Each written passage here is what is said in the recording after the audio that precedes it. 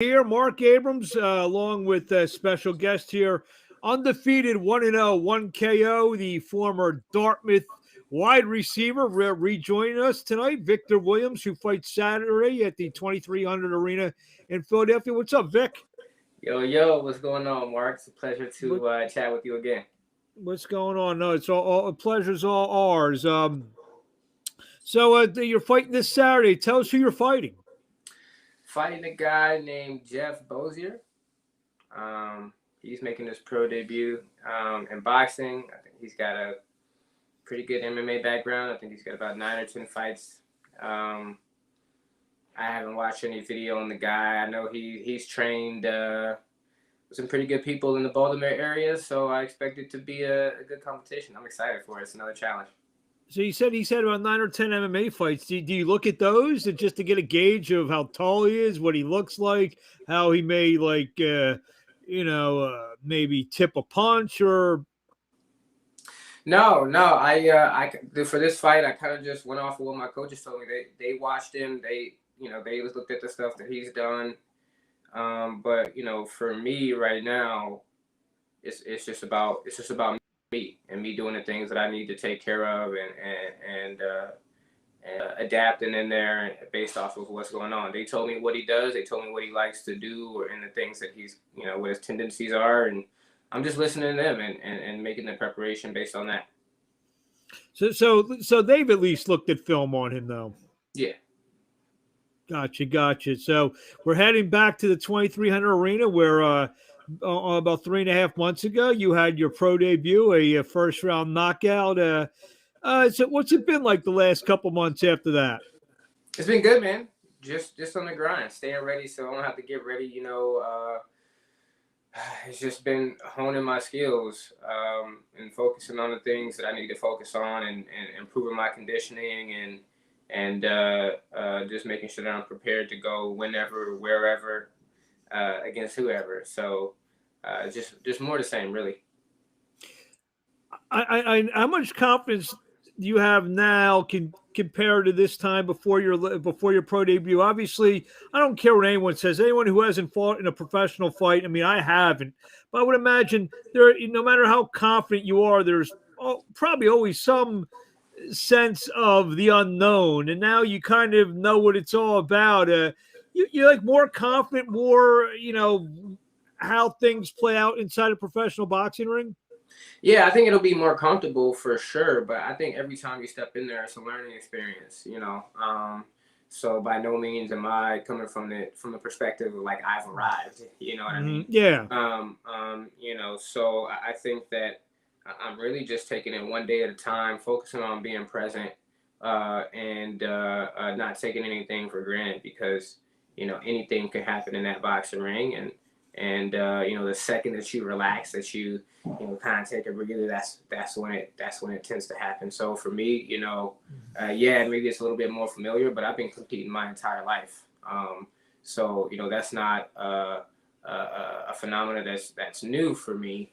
It's just in a slightly different setting. So and it's just me, you know what I mean? Which I like that versus being a team setting, So. When you score that first round knockout, did you have a little like, is that it kind of feeling? It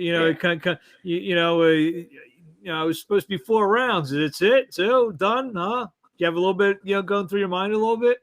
Yeah, I would say it was a little underwhelming for sure. But that's a good problem to have. So yeah. So I by no means not complaining, but I was definitely shocked and a little bit surprised that it ended so early. Not expecting for that to happen this time around, but look, if the opportunity is there, I'm going to take it. But like I said, I know the guy can fight. So, I'm going to do what I need to do. Well, you mentioned if the opportunity is there, you're going to take it.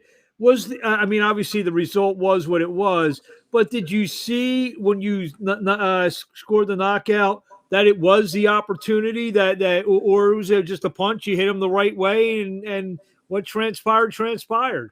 Yeah, I knocked him down twice, and the second time the fight was over, right? So the first time, I hit him with a right hand, and I didn't really feel like I was loading up on it. But obviously he felt it, and as soon as he got back up, I was like, oh, I guess it's time right now. You know what I mean? So that's one of the things that my coach and I always talk about. It's like, look, if his legs wobble, like you gotta be keen to that, and you gotta jump, you gotta finish it. You gotta finish it. You know what I mean? You can't give him an opportunity to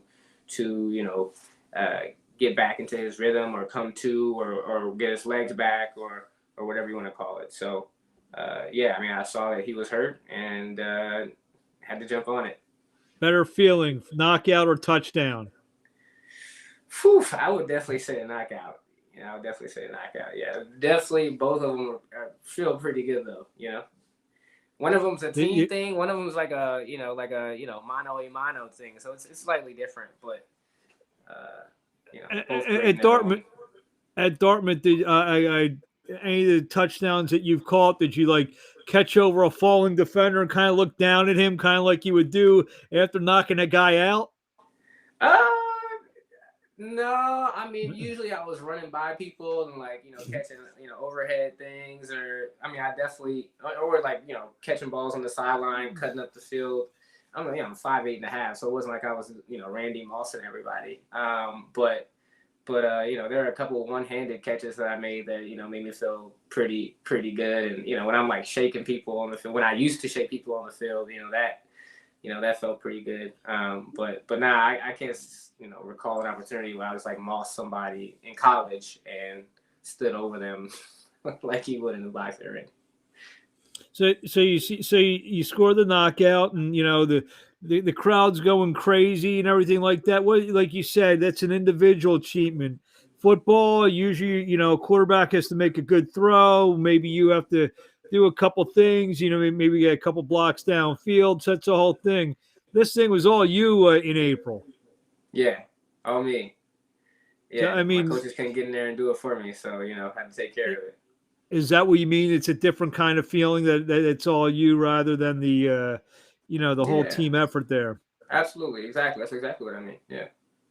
So now, like, you go back. I don't know if you watched the film of your fight. What I would imagine, as they do in football, even if you win 56-0, the first thing the coach is going to tell you about the block you missed, or so is that kind of like what happened? Maybe you didn't do a couple things right in that fight that were pointed out, rather than the winning blow. Yeah, I mean, of course, we took the time to celebrate the victory, right? But then, in order to get better, you got to take a look at the things that you can improve upon, right? And my coach, he actually made fun of me because after I knocked him down, I kind of went in there like wild a little bit with, my hand up like this versus, turning my punch over. So he made, kind of mocked it and act like I was throwing punches like a girl, because I went in wild, and I did. And watching the film, I think that, in future situations, I got to be a little bit more composed and strategic with how I'm finishing an opponent. I mean, is that what you worked on for this fight? Kind of just being a little bit more relaxed, I guess. Yeah, I feel like I was pretty relaxed. I think I worked on balance, distance, and range, not reaching for shots. And due to southpaw, so working against things from a different angle as well. So other than that, man, it's just making sure I throwing my punches more sharply and shorter and quicker and more powerful, and all the typical things that people are going to work on. There's so many fighters out there who will not fight a southpaw in their first 5, 8, 10 fights. You're doing it in fight number 2. What's the thought process in that? That's the guy that was put in front of me. I mean, I've gone against a lot of southpaws in sparring and training. A lot of people in the DMV like to go southpaw. So not something I'm comfortable with. It's different. I mean, I can go southpaw if I need to. But yeah, that was the guy that was putting. This is the guy that's put in front of me. So we got to take care of business. Coming back to Philly, familiar, a familiar place, familiar ring, familiar building. Does that help a little bit the second time around? Yeah. I think once you can get comfortable with an environment, things definitely it makes it easier for things to flow, right? Kind of like having a home field advantage or like a home court advantage. Mhm. Like you know where you are, and that helps you be a little bit more calm versus going into a totally new atmosphere, and having to feel like you need to adjust. But really for me, once I step into the ring, it's just me and that guy in the ring. A ring is a ring, and everything else just falls away. This one's at night. I think the last one was in the afternoon, wasn't it? Yeah. Last one was a matinee show. This one's it starts at 7 p.m. So now you can maybe rest a little bit during the day before you come in the ring. Yeah, it'll be nice. Actually, I probably would prefer it to be earlier in the day. I can get it out the way. You know what I'm There you saying? go. But nah, that's God willing, though, with many more to come. That's gonna be what it is. The shows start 8, 9 p.m. Main events don't come on till 11, so gotta get used to it. Second interview of the day, I interviewed AJ Williams, who's fighting on the card. Penn State grad, articulate like yourself. I said to him, what's Tony Jeter trying to do? Assemble some boxers or a knowledge ball team? Yeah, hey, look, man. Look, he's got a good last name, too, so he's educated. Yeah. Sounds like he knows what There's actually 3 Williams on right. the card. Yeah, I saw that. Is it Tyler Williams, right? Or something like that? Yeah. Well, if all 3 you win, it's gonna be could be a triple good night for the Williamses, I guess. Huh? Yeah, there we go. It's in the name. What do you want to say to the fans in closing before we see you this Saturday night, the 2300 Arena, Tony Jeter Promotions? Look, it's gonna be a packed card. Stay tuned. Definitely tune in on Flow Sports. It's gonna be a really, really exciting night. Tune in for my fight. I'm gonna put on a show. Thank you guys for your support so much. Let's go. I know you got roots in Oklahoma. Did you get a lot of feedback? A lot of people watching Oklahoma? Yeah, absolutely. I've gotten a lot of support on Facebook, from my Muskogee, Oklahoma family. So hopefully a lot of those people are tuning in. I know a lot of people said they were going to tune in. So yeah, it should be a good showing. Another terrific interview. Great young kid, Victor Williams, looking to go 2-0 with 2 knockouts. We thank you for a few minutes. So, where do we find you on social media? You can find me on IG at The Boxing Guy. That's pretty much where all out. That's the only thing I'm on right now. I don't have time for Twitter, for TikTok, or anything like that. So find me on IG at The Boxing Guy. At The Boxing Guy, and we'll look for you Saturday. We'll see you Friday afternoon. We'll be doing a little press conference 3 p.m. and then the weigh-in at 5 p.m. We'll be streaming all that good stuff for you. So we will see you Thursday. Tomorrow. We'll see you Friday. And we'll see you Friday for press conference weigh-in, Saturday night the fight. Victor Williams, thank you for a few minutes of your time, and we'll talk to you along the way. All right, thank you, Mark. I'll see you on Friday at 3.